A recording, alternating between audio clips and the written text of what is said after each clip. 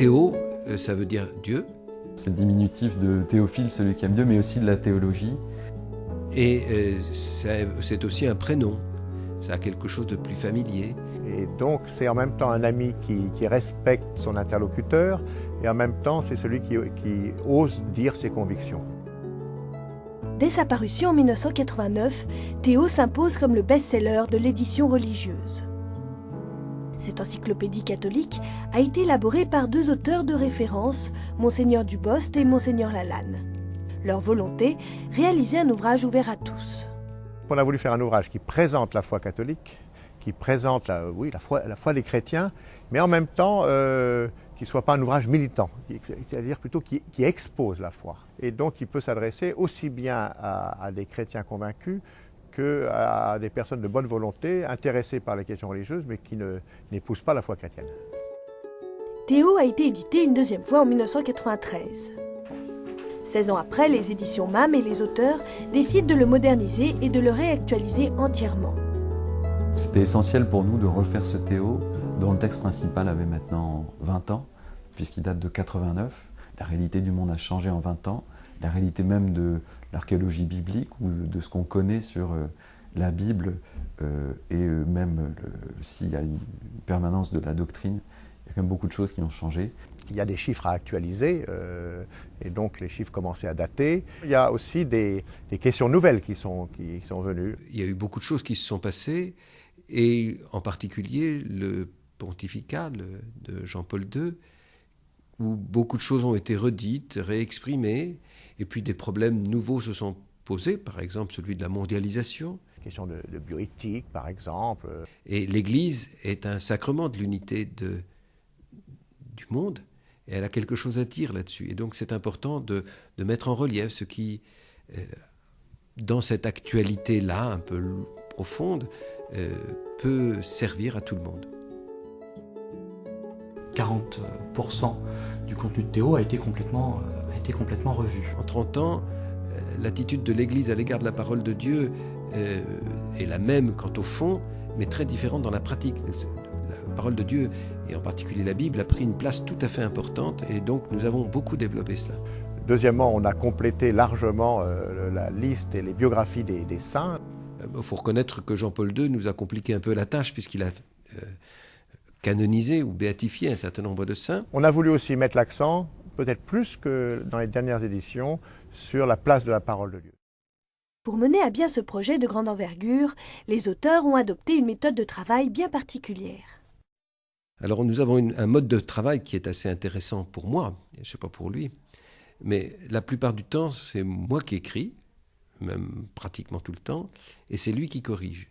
Et c'est un correcteur exigeant et qui pose de bonnes questions et donc qui oblige à être précis justement.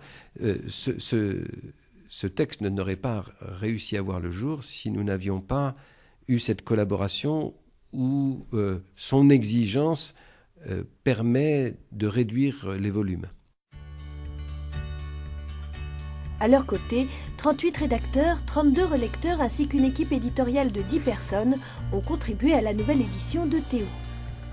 Le but du jeu était de prendre donc ce manuscrit monstrueux de 8 millions de signes et de transformer ça en un livre. Et un livre accessible à tous, qui soit compréhensible par tous, et qui soit à la fois plaisant, à la fois rigoureux, qui respecte les propos des auteurs, des rédacteurs, et qui en même temps soit très lisible, où on puisse trouver une information très facilement. Tout l'ouvrage a été structuré comme un ouvrage internet, comme un site internet à la limite. Donc vous avez une arborescence qui est très hiérarchisée. On rentre par l'index, il y a 13 000 entrées, on a soigné l'index pour que quelqu'un qui a une recherche précise puisse très très vite trouver réponse à sa question.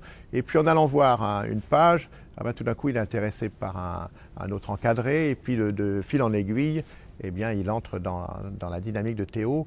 On a essayé, malgré les entrées extrêmement nombreuses, d'avoir une vision globale du christianisme, du catholicisme.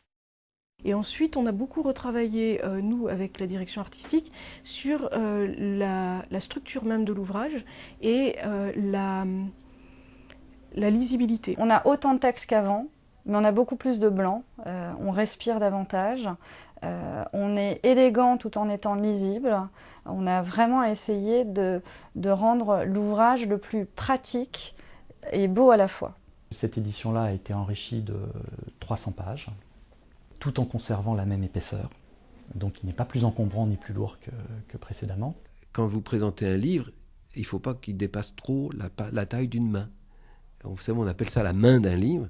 Il y a des mains qui sont petites et il faut que Théo puisse rentrer dedans. Maintenant, il faut déjà une main un peu solide pour porter Théo.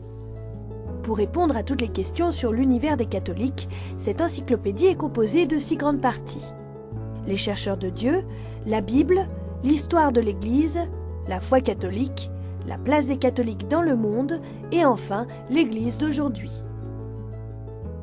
Au total, 5 ans d'investissement pour aboutir à un manuscrit de 1500 pages pesant un peu plus de 2 kilos. Un travail exceptionnel qui reste une formidable aventure pour tous ceux qui y ont participé. Ça a été une aventure fabuleuse et on s'est retrouvés au milieu de tout un tas de compétences mises au service de ce projet-là. C'est un ouvrage très très important pour nous et ces dernières années, c'est le plus gros chantier éditorial qu'on a mené. Plus de 5 ans de travail, une équipe de 10 personnes. Voilà, jusqu'au bout, c'est un travail important, vraiment important. C'est vraiment un trésor qui donne sens à ce qu'on vit, qui donne sens à ce qu'on voit autour de nous, à ce qu'on entend, à tous les débats d'actualité. On ne peut pas les comprendre si on n'a pas cette culture-là. Parce que, qu'on y croit ou qu'on n'y croit pas, elle fait partie de notre héritage. Et je crois que c'est la beauté de ce projet-là, de mettre cet héritage à la portée de tous. Il est important dans notre société, puisque l'Église existe, qu'elle a laissé des traces du passé, mais qu'il y a beaucoup de chrétiens aujourd'hui, il y a 2 tiers des Français qui se réclament du catholicisme, et bien de donner des moyens de connaissance. Et il me semble que c'est un service que l'Église doit rendre, de donner des moyens de connaissance. Après, chacun est libre de choisir.